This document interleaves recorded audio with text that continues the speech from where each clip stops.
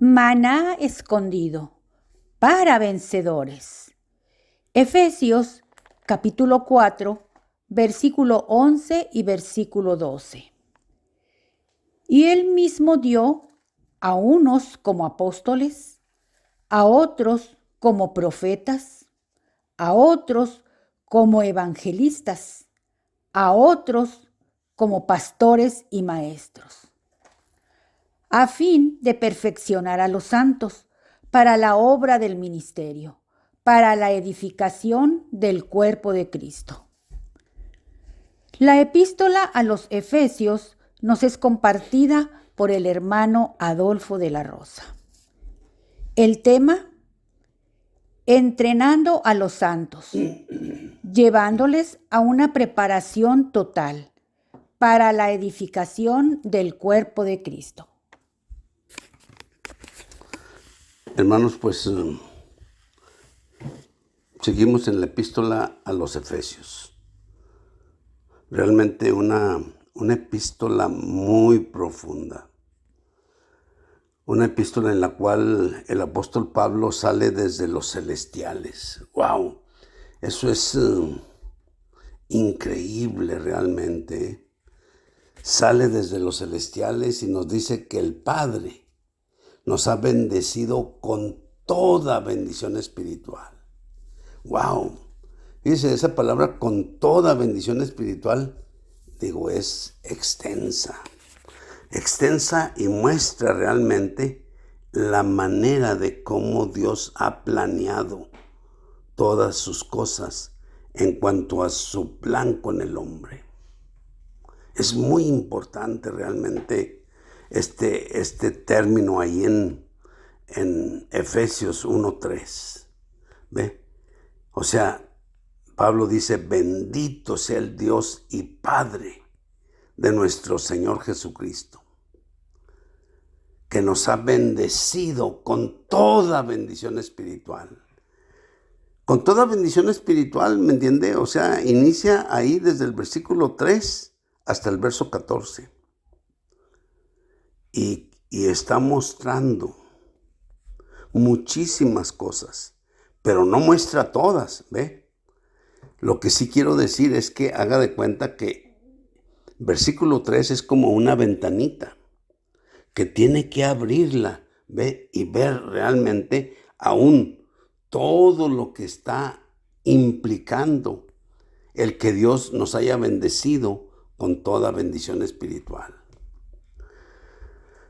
Esta mañana a mí me gustaría, fíjese, mostrarle esos 3 términos que usa la Biblia para referirse a hijo de Dios.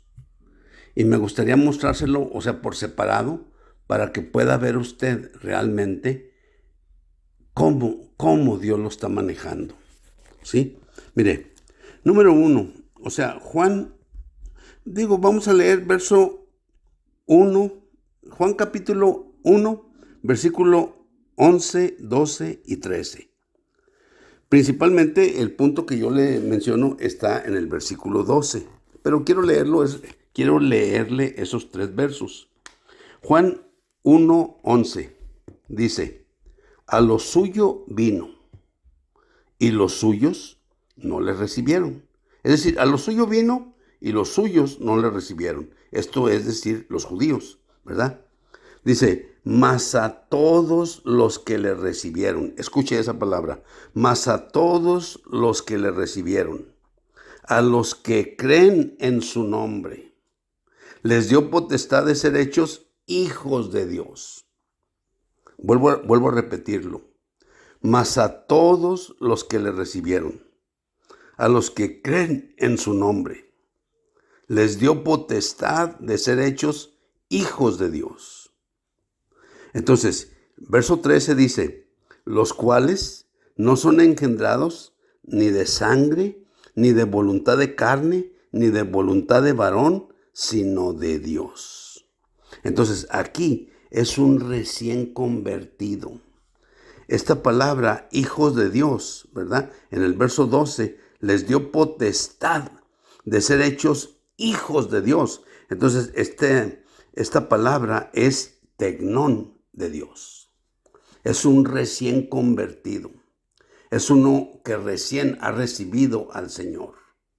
Uno que ha creído en el Señor. Cuando ha creído, le ha recibido. Cuando le ha recibido es porque ha creído en el Señor. Entonces, aquí la Biblia usa el término tecnón de Dios. Un recién convertido. Uno recién hecho hijo de Dios, si lo podemos decir de esa manera, ¿verdad? O sea, y el término para un recién convertido es el término tecnón de Dios. Digo, me gustaría que lo tomara en cuenta, ¿verdad? Número dos, vamos a ver otro punto en Romanos 8:14. Y veamos un poquito más, o sea, cómo realmente la Biblia lo ve. Fíjense, Romanos 8:14 dice: porque todos los que son guiados por el Espíritu de Dios, estos son hijos de Dios. Escuche de nuevo, déjese lo leo.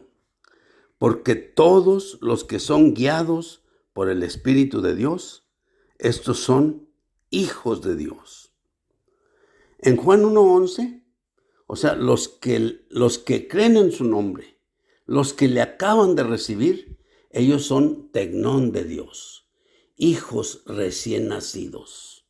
O sea, han recibido al Señor Jesús. Pero aquí dice, porque todos los que son guiados por el Espíritu de Dios, aquí ya es diferente, ya no es un recién nacido, sino es uno que está siendo guiado por el Espíritu de Dios.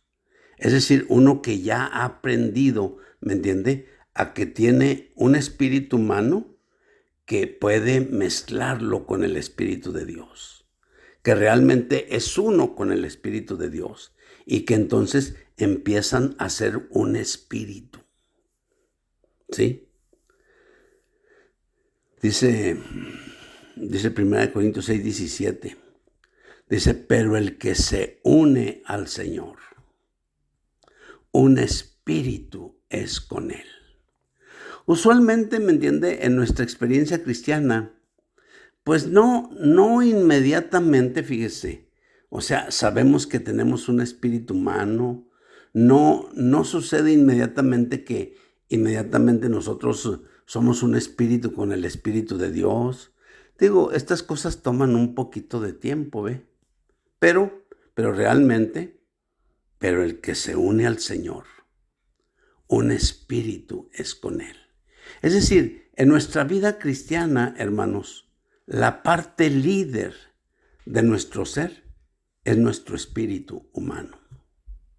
Dicho de otra manera, nosotros somos seres de tres partes, o diríamos somos seres tripartitos. ¿Qué quiere decir eso? Que tenemos un espíritu, tenemos un alma y tenemos un cuerpo.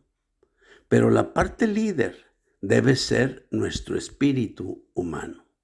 Nuestro espíritu humano mezclado con el Espíritu de Dios. Esa debería de ser nuestra parte líder. Usualmente, me explico, nosotros por mucho tiempo usamos más nuestra cabeza, ¿sí? O sea, entonces nuestra cabeza es la parte líder de nuestra alma, ¿ve? Y entonces en nuestra alma, en nuestra alma tenemos tres cosas muy particulares. Número 1, la mente. Número 2, la parte emotiva. Y número 3, o sea, la voluntad. Entonces, ¿eso qué quiere decir? Que con la mente nosotros analizamos, checamos, discernimos, ¿sí me explico? Y hasta cierto punto, pues podríamos decir, balanceamos un poquito las cosas y finalmente, ¿me entiendes? Si nos gusta, no nos gusta, entonces nosotros vamos a decidir qué hacemos, ¿ve? O sea, finalmente ejercemos nuestra voluntad. Entonces, pero primero es algo que razonamos en nuestra mente. Podríamos decir que a lo mejor la filtramos por nuestra parte afectiva, es decir, nos gusta, no nos gusta, queremos, no queremos, ¿ve? Pero finalmente decidimos. O sea, y ejercitamos nuestra voluntad, ejercemos nuestro libre albedrío. Es decir, Dios, mire, Dios tampoco quiere que seamos maniquís, hermanos. Dios no quiere que seamos robots. O sea, no. O sea, de todos modos, independientemente, aunque hablemos de predestinación y aunque hablemos de estas cosas, hermanos, o sea, de todos modos, nosotros somos seres tripartitos. Y como seres tripartitos, o sea, tenemos un espíritu humano, tenemos una mente y tenemos un cuerpo. Digo, si lo decimos más específicamente, ¿ve? Pero nuestra parte líder debe ser nuestro espíritu humano, el cual finalmente debe de llegar a ser un espíritu con el Señor. Ese es el punto importante, ¿ve? Entonces, no es fácil. Pero Romanos 8:14, de alguien que ha nacido ya en Cristo como un tecnón de Dios, y sigue avanzando y sigue creciendo, ¿me entiende? Mientras siga creciendo, entonces finalmente él va a ser guiado por el Espíritu de Dios.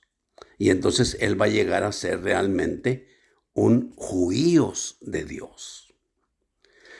Y finalmente, fíjese, o sea, la parte, podríamos decir, la parte cimera, o a lo que aspiramos, ¿me explico? Mire, si lo decimos humanamente, es llegar a nuestra mayoría de edad, donde ya nosotros podemos ejercer, o sea, nuestra propia voluntad y decidir por nosotros mismos lo que queremos realmente hacer. Entonces, por ejemplo, fíjese, en el libro de Gálatas, déjenme le leo aquí un poquito pues digo, nomás para compararlo un poquito. Dice, en Gálatas 4, dice Pablo, inicia de esta manera. Pero digo, mientras el heredero es niño, en nada difiere del esclavo, aunque es señor de todo. Es decir, cuando el heredero es niño, es decir, cuando somos niños, ¿verdad? Aunque seamos herederos, pues en nada diferimos de un esclavo, hermanos. Dice, sino que está bajo tutores y mayordomos hasta el tiempo señalado por el Padre. Así también nosotros, cuando éramos niños, se nos tenía en esclavitud bajo los rudimentos del mundo. Pero cuando vino la plenitud del tiempo, Dios envió a su Hijo, nacido de mujer y nacido bajo la ley. Escucha el verso 5, para que redimiese a los que estaban bajo la ley, a fin de que recibiésemos la filiación. Es decir, aquí Pablo en capítulo 4, o sea, en el versículo 5 pone inmediatamente la filiación, o sea, o la hijificación, si queremos decirlo de esa manera. Digo, también podríamos decirle la redención de nuestro cuerpo, o también podríamos decir la glorificación de nuestro cuerpo. Entonces, si usamos cualquiera de esos términos, mire, la redención de nuestro cuerpo, la plena filiación, o sea, nuestra hijificación o la filiación, ¿ve? O la glorificación. Entonces, esa es la meta a la que ya Dios nos ha destinado. Es lo mismo que dice Efesios 1:5, predestinándonos para filiación. Por eso ahí no usa ningún otro término de tecnón de Dios ni de juíos de Dios. Ahí usa la palabra juiotesia, porque ese es el punto de Dios, que nosotros llegamos a ser hijos con mayoría de edad. Hijos que podamos decidir por nosotros mismos, ¿sí? Entonces, un juiotesia, un hijo ya como con mayoría de edad, ¿me explicó? Entonces es lo que Dios quiere que nosotros lleguemos a hacer. Pero para eso pues tenemos que ser primeramente tecnón de Dios y luego juíos de Dios y finalmente llegar a la juiotesia, ¿sí? Entonces a la juiotesia es como cuando el Señor en Romanos 1:4 le dice a Jesús, mi hijo eres tú, yo te he engendrado hoy. Eso fue realmente lo que sucedió el día de su resurrección. Y eso fue el cumplimiento realmente de de Salmo 2, el versículo 7. ¿Ve? En el Salmo 2, en el verso 7, Dios hizo un decreto para todos nosotros. Y en ese decreto que Él hizo, ¿verdad? Él dijo, yo publicaré el decreto. Jehová me ha dicho, mi hijo eres tú. Yo te he engendrado hoy. Hoy se refiere al día de la resurrección. Entonces, si lo ponemos por separado, un tecnón de Dios es un recién nacido. Un huíos de Dios es uno que está siendo guiado por el Espíritu de Dios. Y un huiotesia es uno que ha llegado, como quien dice, a la mayoría de edad, a la madurez. Gloria al Señor, hermanos. Amén.